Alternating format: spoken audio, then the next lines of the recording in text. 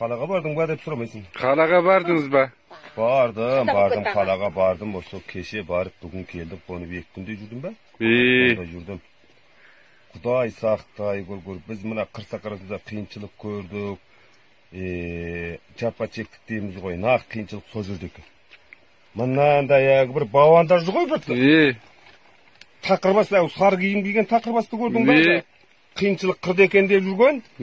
Құдай сақтай көр. Одардікі деген бір ғой. Мына біздің қостан ар екен үйдер.